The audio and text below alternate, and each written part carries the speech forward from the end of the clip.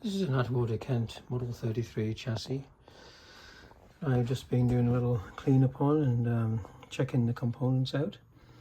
And I was surprised to find that all the O1A tubes are okay. There's a couple of the tubes that are supposed to be different, but O1As will work in it. I was surprised to find also that the two interstage transformers are actually okay. I thought there was a problem with one of them at one point, but it was just a bad connection, and I managed to get that fixed.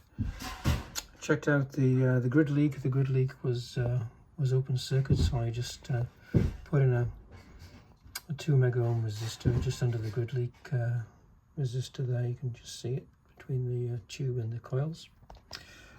This cool little anti-microphonic cap on the detector tube. It's kind of neat.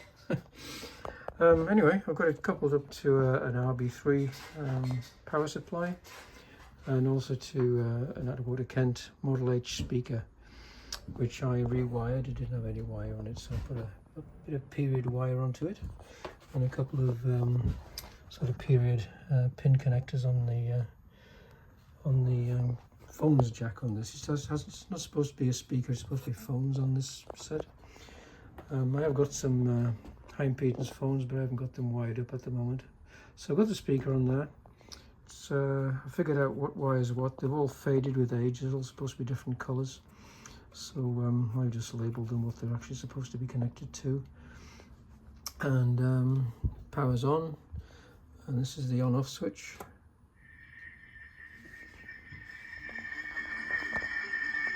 Pretty weak, but it's there.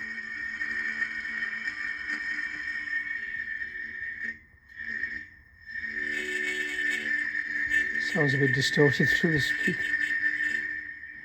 This control varies the heater supply to the detector tube, and this is the heater supply to the output tube. There's a little bit of an effect on the volume.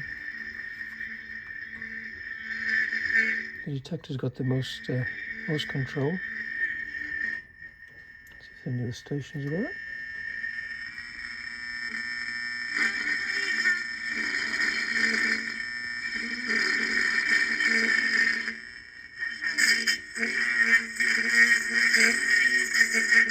Sounds a bit like Donald Duck.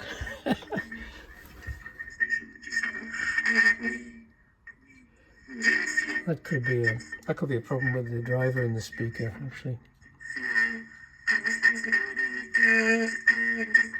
I haven't got any other high impedance speakers, or I've only got phones, so I'll have to get a pair of headphones connected and check those out.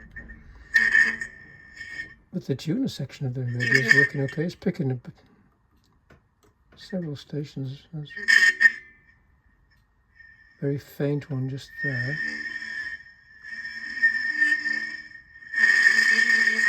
Stronger one now.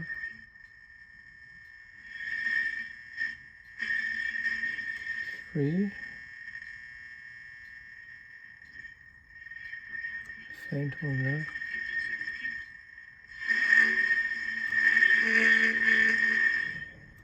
4, 5.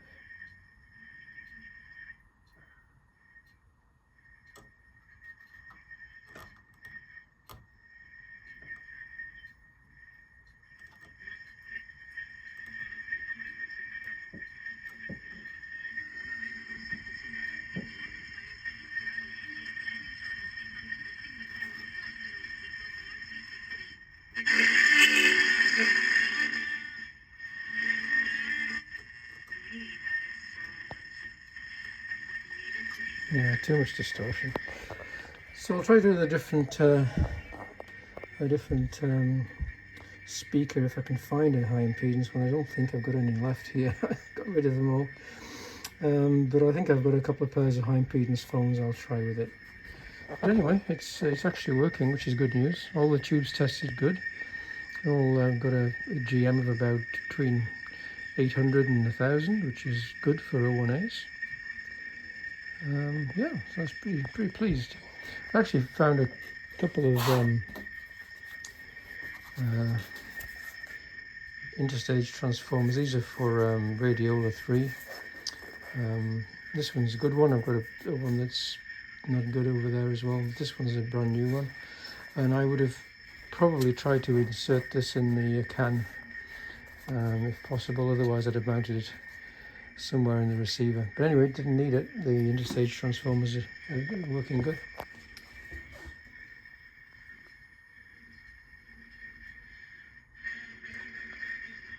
It's the antenna trimmer.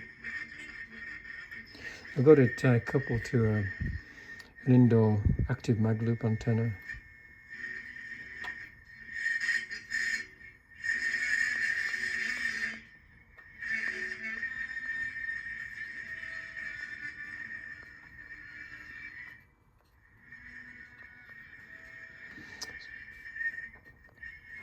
So the distortion problem could be a combination of not having the right two tubes in there and the driver in the speaker, which I think is pretty suspect.